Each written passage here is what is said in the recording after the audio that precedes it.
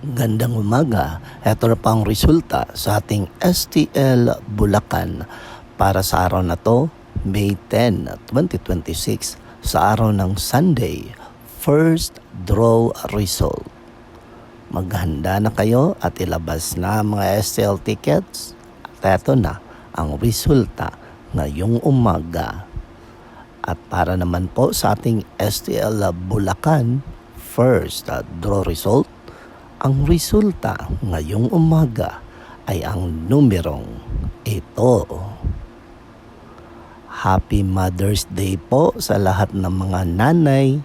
Salamat po sa inyong pagmamahal at pag-aruga para sa inyong pamilya. At sana mag-enjoy kayo sa araw na ito. Okay? Mag-ingat palagi. Don't forget to subscribe. Purple Green TV.